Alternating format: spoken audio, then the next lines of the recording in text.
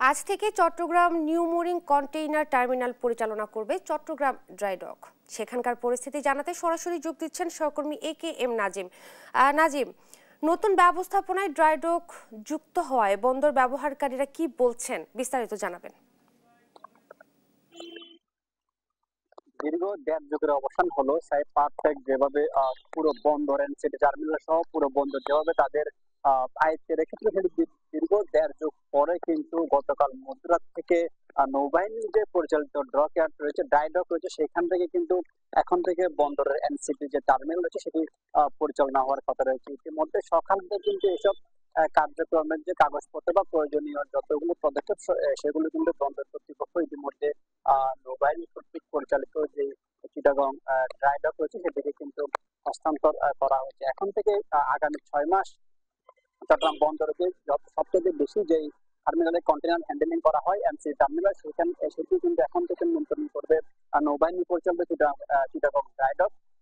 সেই হিসেবে বলা যায় কিন্তু চট্টগ্রাম বন্দর যে আধিপত্য ছিল সাইড পাওয়ার যে গত ১৭ বছর যে দীর্ঘ ১.৫ যুগ বলা যায়, তো ১৭ বছর আধিপত্যের অবসান হয়ে ৫ তারিখের পরবর্তী সময় কিন্তু গতকাল মধ্যরাত থেকে নৌবাহিনী পরিচালিত চিটাগং ড্রাই ডক কিন্তু এখন থেকে যে বন্দরের এনসিটি টার্মিনাল পরিচালনা সেটি করবে। পাশাপাশি যারা সাধারণ ব্যবসায়ী রয়েছেন তাদের মধ্যে একটি আলাদা যারা আকাঙ্ক্ষা করছেন যে দীর্ঘদিনের যে নিয়ন্ত্রণ সেটি থেকে বেরোয় এখন চট্টগ্রাম বন্দর যে এনসিটি টার্মিনাল সেটি নতুন দর পেয়ে এগিয়ে যাবে। পাশাপাশি যখন এই এনসি টার্মিনাল সাইড পাওয়ার থেকে সরকারের পক্ষ থেকে যখন নিয়ে নেওয়ার আলোচনা করছে, তখন থেকে কিন্তু ৫ তারিখের পরবর্তী সময় বিভিন্ন ভাবে চট্টগ্রাম বন্দরকে কিন্তু অবরুদ্ধ করে রেখেছিল সাইড পাওয়ার থেকে কিছু নেতা কর্মী। পাশাপাশি তারা বিভিন্ন রাজনৈতিক দলের নেতা কর্মীদেরকে দিয়ে কিন্তু বসিয়েছিলেন যে সাইড পাওয়ার থেকে কোনোভাবে যেন এনসি টার্মিনাল নিয়ে নেওয়া না হয়, সেই জন্য কিন্তু সাইড পাওয়ার যতটুকু চেষ্টা চালানো যায় সব পক্ষকে এবং সব জায়গায় তারা বিভিন্ন তদবির করছিলেন। কিন্তু অবশেষে সরকারের উচ্চ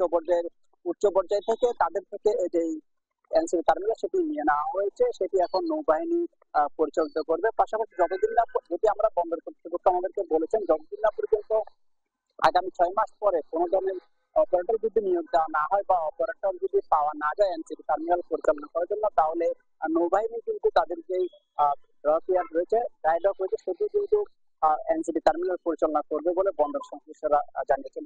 ইতিমধ্যে তাদের যে কার্যক্রম সেটি তারা শুরু করছেন। তবে সাইড পাওয়ার যতগুলো লরি বা তাদের কর্মকর্তা কর্মচারী সেই বিষয়ে সাইড পাওয়ার সিদ্ধান্ত নেওয়ার কথা রয়েছে, কারণ যারা এখানে সাইড পাওয়ার হয়ে এনসিবি টার্মিনালে কাজ করতেন তারা সাইড পাওয়ার নিজস্ব কর্মী বলে আমরা জানতে পেরেছি। সেই বিষয়ে বন্দরের আসলে এখানে বন্দরের কোনো কর্মকর্তা কর্মচারীদের সাথে জড়িত ছিল না।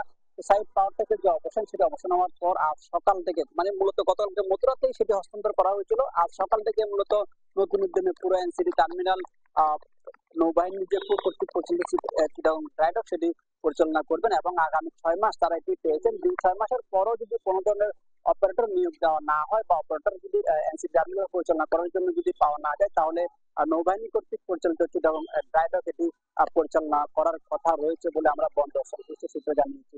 তবে বন্দরের আনুষঙ্গিক অন্যান্য কার্যক্রম এখন পর্যন্ত স্বাভাবিক রয়েছে এবং নৌবাহিনী তাদের যে দায়িত্ব সেটি বুঝে নিচ্ছেন, নতুন করে তারা এটি পরিচালনা করবেন। চিটাগং বন্দরের এনসিটি টার্মিনাল নৌবাহিনী কর্তৃক পরিচালনার বিষয় নিয়ে আমার কাছে ছিল সর্বশেষ। ধন্যবাদ আপনাকে। আজ থেকে Chattogram new mooring container terminal পরিচালনা করবে চট্টগ্রাম ড্রাই ডক। এই ব্যাপারে বিস্তারিত জানাচ্ছিলেন সহকর্মী এ.কে.এম. নাজিম।